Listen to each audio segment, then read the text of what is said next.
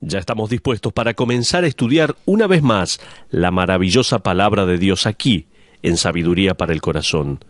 Estamos viendo el diseño divino y encontrando dónde pertenecemos cada uno de nosotros en ese cuerpo de Cristo. Como introducción, déjeme contarle que leí un artículo que se titulaba «Este mundo es un rompecabezas» y hablaba de un inglés que creó el juego más popular del mundo, el crucigrama. Hasta ahora, en esta serie hemos hablado de rompecabezas con piezas fijas, otros con piezas móviles y otros que se apilan, pero este es el rompecabezas que conecta palabras. Hace unos 100 años, un periódico de Nueva York publicó el primer crucigrama en salir impreso. Fue una creación de un hombre llamado Arthur Gwynne. Tenía forma de diamante y daba pistas para unas 31 palabras. El artículo que leí tenía una imagen de este crucigrama de 1913. La única palabra que daba como guía para comenzar era, en la parte superior, la palabra divertido. Con frustración me entregué a la ineficiencia de mi pobre léxico y me deshice del crucigrama en el tacho de basura más cercano. Una cosa no es descubrir las palabras que encajan en un crucigrama. Uno lo puede desechar o ponerlo en un cajón y olvidarlo, pero otra cosa muy distinta es intentar sin muchas ganas encontrar nuestro lugar en el cuerpo de Cristo, o peor aún, ni siquiera intentarlo. En un crucigrama hay palabras que esperan utilizar letras, consonantes o vocales de otras palabras para completarse. De la misma manera, la Iglesia es interdependiente y relacionada, los unos con los otros. Nos complementamos los unos con los otros como una manifestación local y viviente del cuerpo de Cristo. La manera en la que nos complementamos los unos a los otros en el cuerpo de Cristo es por medio del descubrimiento y el uso de los dones espirituales. Así que permítame darle una definición de un don espiritual. Escuche bien. Un don espiritual es una habilidad dada por Dios para servir al cuerpo de Cristo con un ministerio efectivo. ¿Escuchó? Lo dije muy rápido. Tome nota, por favor. Un don espiritual es una habilidad dada por Dios para servir al cuerpo de Cristo con un ministerio efectivo. ¿Sabe que había 3 elementos de la vida cristiana en los que Pablo estaba realmente interesado? ¿Sabe eso? Pablo no quiere que los creyentes sean ignorantes al respecto. Los 3 elementos de la vida cristiana que Pablo no quiere que ignoremos son, en primer lugar, las maquinaciones de Satanás y sus demonios, como dice 2 Corintios capítulo 2. En segundo lugar, el hecho de la vida después de la muerte y el rapto de la iglesia. Eso está en 1 Tesalonicenses capítulo 4. Y en tercer lugar, el tema crítico de los dones espirituales. Guiado por el Espíritu Santo de Dios, el apóstol Pablo quiere que nosotros sepamos, que no ignoremos estos temas. Las maquinaciones de Satanás, el hecho de la vida después de la muerte y el rapto de la iglesia, y en último lugar, el tema crítico de los dones espirituales. Me imagino que el creyente promedio sabe algo acerca de Satanás y hasta puede eludir algunas de sus maquinaciones. Muchos creyentes saben también de la vida después de la muerte y probablemente tengan su punto de vista en cuanto al rapto y otros eventos futuros. No obstante, el creyente promedio puede ignorar por completo cuál sea su don espiritual y cómo encajar en el cuerpo de Cristo. Se lo puedo asegurar. Con razón, Pablo repite este tema de los dones espirituales tanto en la iglesia de Roma como a las iglesias de Éfeso y Corinto. Vayamos a los dones espirituales. Cuando el apóstol Pablo reveló el concepto de los dones espirituales a los corintios, dijo lo siguiente, escuche, esto está en 1 Corintios, capítulo 12, versículos 1, después 4 al 7. Por favor, si busca en su Biblia, 1 Corintios, capítulo 12, versículo 1, dice, «No quiero, hermanos, que ignoréis acerca de los dones espirituales». Versículo 4 en adelante dice, «Ahora bien, hay diversidad de dones, pero el Espíritu es el mismo». Y hay diversidad de ministerios, pero el Señor es el mismo.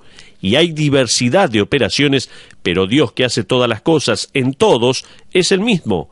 pero a cada uno le es dada la manifestación del Espíritu para provecho. De este pasaje podemos sacar en limpio tres cosas que quedan muy, pero muy claras. En primer lugar, hay distintos tipos de dones espirituales. En segundo lugar, los cuales crean distintos tipos de ministerios. Y en tercer lugar, que producen distintos efectos en y por medio del cuerpo de Cristo. Entonces, dicho esto, es crítico que usted descubra su don para un ministerio efectivo. El crucigrama, por así decirlo, del cuerpo de Cristo necesita sus vocales y consonantes para completar sus palabras. En nuestro último estudio de Romanos capítulo 12, hablamos del proceso de descubrimiento. Había dos palabras claves que vimos: exposición y experimentación. Necesitamos, dijimos, exponernos a Dios en oración, exponernos a la palabra de Dios para encontrar una guía, exponernos al pueblo de Dios para recibir consejo y experimentar todo lo que querramos hacer. Eso vimos en nuestro último estudio de la palabra de Dios. Siga a Dios y rehúsese a ser conformado en el molde del sistema de este mundo, decíamos. Transforme su mente y corazón con la palabra de Dios, busque agradar a Dios por todas las cosas y busque la santidad con pasión. Luego, al hacer esas cosas, haga todo lo que tenga la disponibilidad de hacer. Haga lo que sea, pero haga algo, por lo menos. Quizás en este momento usted está tentado a decir: ¿pero quién soy yo para que Dios me utilice? Usted no conoce mis limitaciones, mi trasfondo, el pecado del que mi Salvador me libró. La semana pasada leí un artículo que decía: la próxima vez que usted piense que Dios no puede utilizarlo, considere lo siguiente. Noé se emborrachó y perdió la credibilidad de su familia. Abraham era muy viejo para comenzar una nación nueva. Isaac era un soñador. Jacob tenía problemas con las mentiras. Lea no era atractiva. Moisés asesinó a su enemigo. Gedeón era miedoso. Rahab era prostituta. Timoteo era muy joven para tener el respeto de otros. Job quedó en bancarrota. Juan el Bautista no se sabía vestir. Juan y Santiago eran arrogantes. Pedro intentó asesinar a alguien y luego negó al Señor. Los discípulos se quedaron dormidos cuando tenían que orar. María Magdalena había estado poseída, la mujer samaritana se había divorciado 4 veces, Zaqueo era muy bajito y Lázaro estaba muerto, etcétera, etcétera, etcétera. Así que, cuando usted piense que Dios no lo puede utilizar, considere todas estas cosas que le mencioné y cuantas más. Con razón Pablo escribió este pasaje a la iglesia en Corinto, una iglesia que estaba llena de problemas y de personas problemáticas. Permítame leer las palabras de Pablo en el capítulo 1, versículos 26 al 30. La palabra de Dios dice así, por favor busquen su Biblia, 1 Corintios, capítulo 1, versículos 26 al 30. Acompáñeme en la lectura.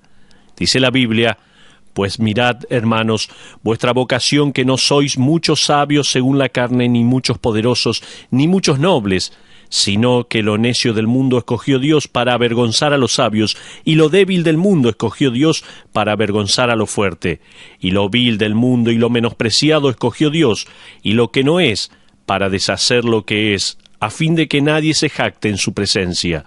Mas por él estáis vosotros en Cristo Jesús, el cual nos ha sido hecho por Dios sabiduría, justificación, santificación y redención, para que, como está escrito, el que se gloría, gloríese en el Señor.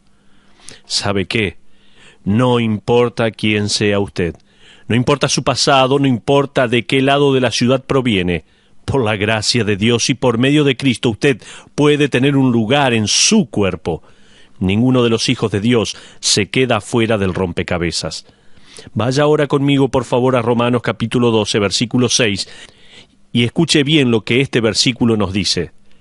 La Biblia dice así: de manera que, teniendo diferentes dones, según la gracia que nos es dada, si el de profecía, úsese conforme a la medida de la fe. Cada creyente ha recibido un don y cada creyente debe usarlo. La palabra que Pablo usa aquí para dones en el griego es la palabra charismata, que significa favor o regalo. Charis es la palabra griega que significa gracia. Se ha transliterado como carisma o carismático.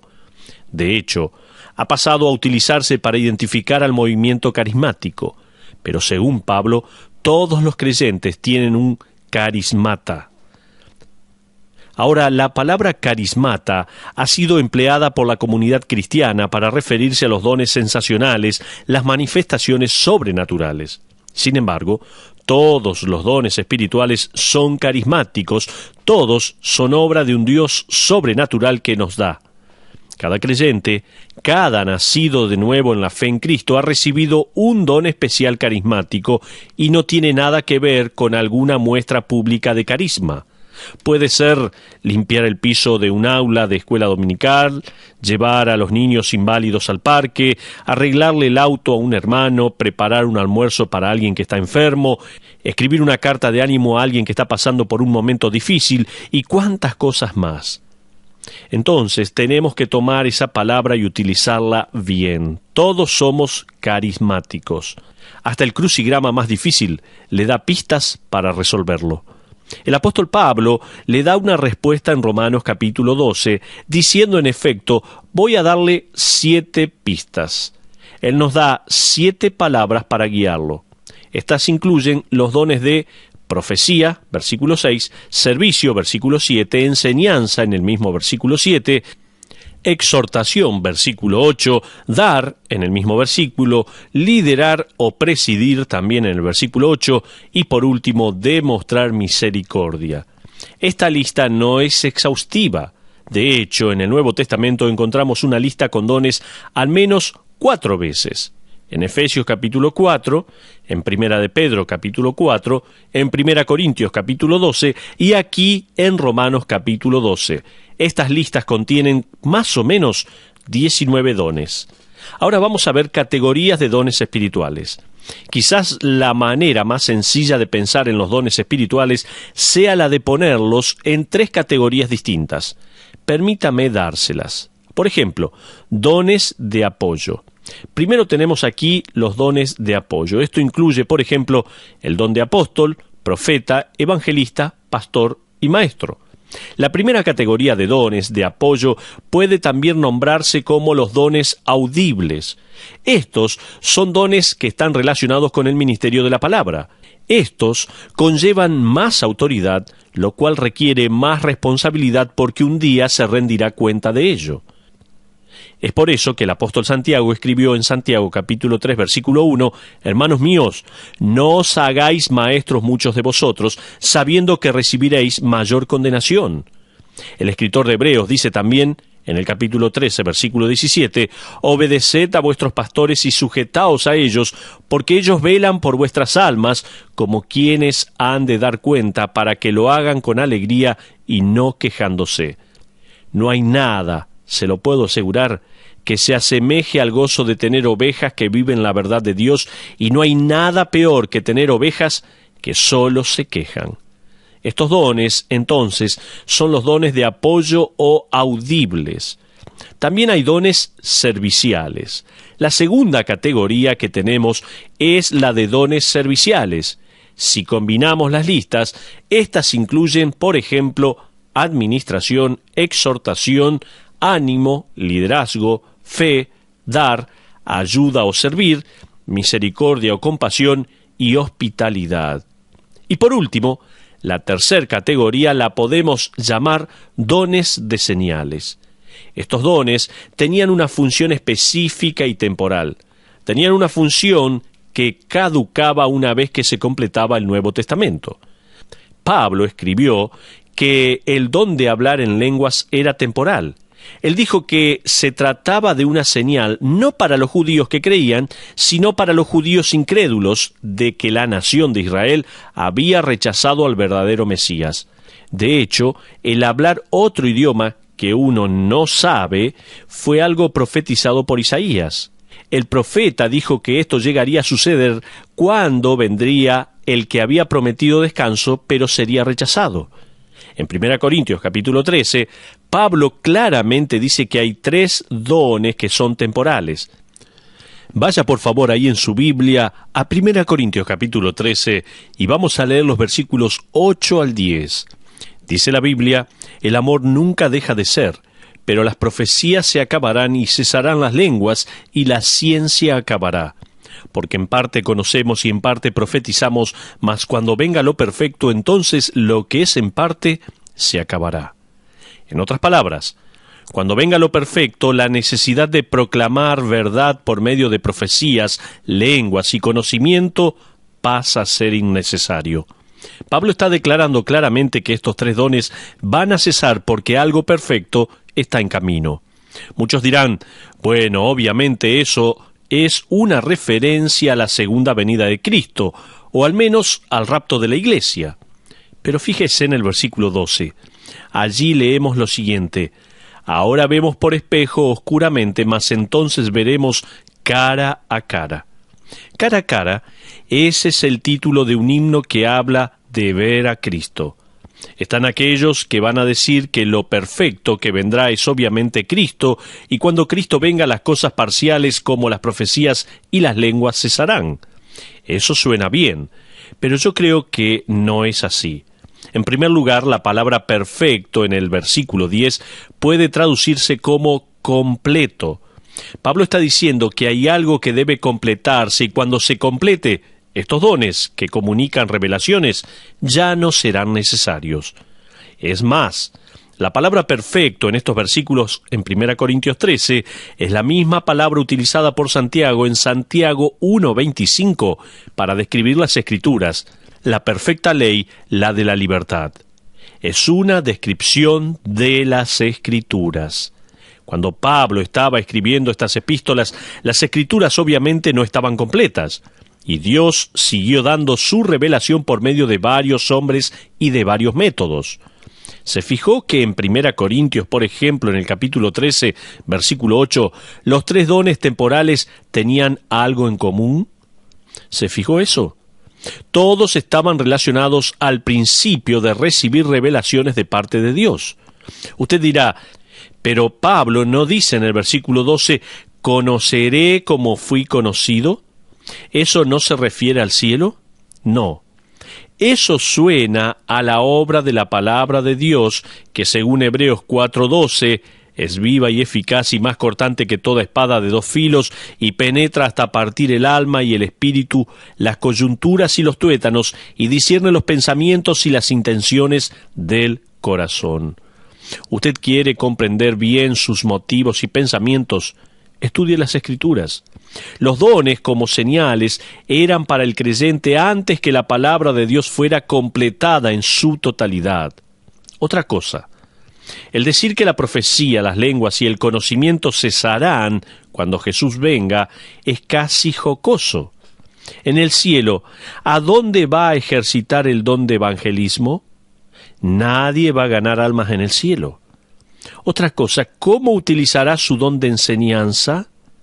Otra cosa más, ¿para qué servirá el don de misericordia?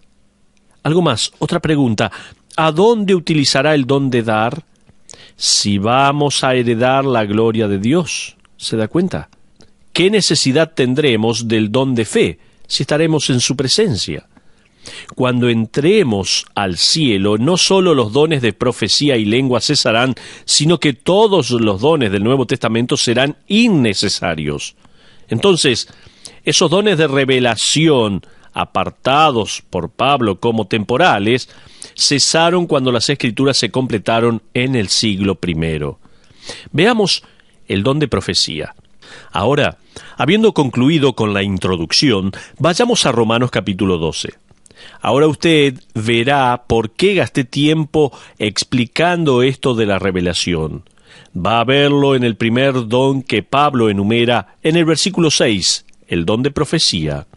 Cuando Pablo escribió esto, la profecía era un medio para recibir y comunicar una revelación de Dios. Entonces, encaja de manera perfecta en la lista. Cuando este término es utilizado por profetas del Antiguo Testamento y del Nuevo, antes que se completaran las Escrituras, se trataba de la habilidad de predecir el futuro y comunicar una verdad de parte de Dios, y un profeta verdadero nunca se equivocaba. De hecho, si alguien decía ser profeta y profetizaba algo que después no sucedía, se lo apedreaba hasta quitarle la vida. Esto prevenía que la ocupación de profeta tuviera mucha publicidad. Si usted está tentado a pensar, no puede ser, es injusto.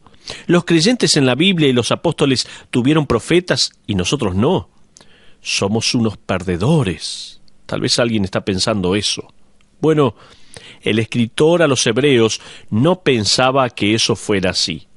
Fíjese que al escribir en el capítulo 1, versículos 1 y 2, dice así la palabra: Dios, habiendo hablado muchas veces y de muchas maneras en otro tiempo a los padres por los profetas, en estos postreros días nos ha hablado por el Hijo.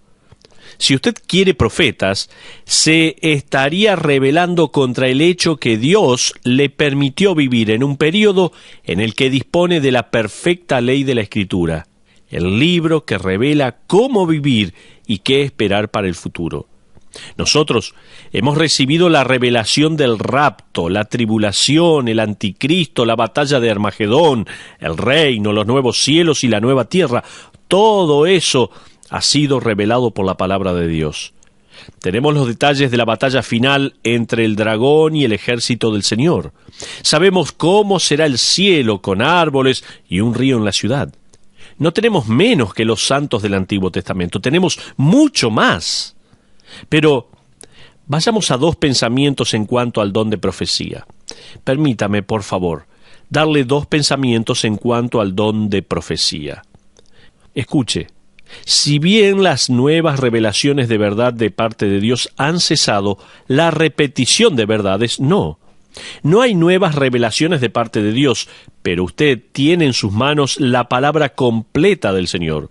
Usted no está esperando que Dios hable, porque Él ya lo ha hecho. Sin embargo, la gran necesidad de la humanidad no ha cambiado. Necesitamos la palabra de Dios. El propósito principal de enseñar y predicar en la iglesia es entregar, proclamar lo que Dios ha dicho. Hay un movimiento en la iglesia en la actualidad que intenta sacar de sus sermones lo más que se pueda todas las referencias explícitas a la palabra de Dios, a la Biblia. Y como si eso fuera poco, hay algunos que no dejan que la congregación lleve su Biblia a la iglesia o tome notas para que los inconversos no se sientan incómodos. Imagínese eso. Algunas iglesias, me dijeron, le dicen a los miembros que no traigan sus Biblias para no intimidar así a los incrédulos. Un estudiante del seminario vino hace unas semanas y me dijo que todo lo que yo había dicho en la predicación, en el seminario en el cual él va a clases, le dicen explícitamente que no lo diga. En su clase le dijeron que tenía que diluir el Evangelio y nunca emplear términos teológicos. Si nosotros no predicamos y enseñamos directamente la palabra de Dios, estaríamos abandonando la única fuente de sabiduría. Jeremías, en su libro, en Jeremías 8:9 dice: «Los sabios se avergonzaron y espantaron y fueron consternados. He aquí que aborrecieron la palabra de Jehová». ¿Y qué sabiduría tienen? Permítame decir esto de una manera diferente. Y este es el punto número 2. Si bien el don de la profecía ha cesado, la necesidad de los creyentes por hablar por Dios nunca ha cesado. ¿Escuchó? Si bien el don de la profecía ha cesado, la necesidad de los creyentes por hablar por Dios nunca ha cesado. Un autor escribió lo siguiente: si un predicador proclama directamente la palabra de Dios o no, es cuestión de autoridad. ¿Quién tiene el derecho de hablarle a la iglesia? ¿El predicador o Dios? Cuando la predicación se sustituye por cualquier otra cosa, la autoridad de Dios está siendo usurpada. Sin mencionar que esto le quita a la gente la única fuente de esperanza, alienta a que la gente se haga indiferente hacia la palabra de Dios y la autoridad divina, y pone a los sentimientos por encima de la verdad de Dios. Con razón, el apóstol Pablo le dijo a Timoteo: «Te encarezco delante de Dios y del Señor Jesucristo que prediques la palabra». Dicho de otra manera, Él le dice a Timoteo que exponga, que comunique, ¿qué cosa? La palabra de Dios. Me encanta ese contexto. Timoteo, te encarezco delante de Dios. En otras palabras, sé que hay otros predicadores observándote, pero no olvides, la audiencia que realmente importa no son ellos, sino Dios. Timoteo, te encarezco delante de Dios que te está mirando, que prediques la palabra. El minuto en que usted quita la palabra de Dios de su sermón o lección, usted pensará que no está ofendiendo a nadie, pero al hacerlo está ofendiendo a Dios. ¿A quién prefiere ofender? Permítame agregar algo. Sea usted un predicador, un maestro o un ayudante, necesitamos creyentes que sirvan al cuerpo de Cristo como si realmente creyeran que Dios está mirando, porque es así. Y necesitamos más creyentes que crean que si Dios es el único que está mirando, sería suficiente. Él sería suficiente audiencia para que ellos pronuncien la verdad de su palabra, sea como fuere. Ese vivir no solo agrada a Dios, sino que sirve efectivamente a la iglesia e impacta al mundo, dándole a éste lo que realmente necesita. Me gustaría ser más como Gene Elliot, aquel famoso misionero que murió como mártir en las selvas del Ecuador. Él escribió una oración muy profunda en su diario personal. Él decía: Padre, que cada persona que se contacte conmigo tenga que tomar una decisión. No quiero ser un simple marcador junto al camino. Hazme una bifurcación en el camino, de manera que los que me conozcan tengan que ir a un lado o al otro, al ver a Cristo en mí. Y eso es lo que cada uno de nosotros tiene que vivir.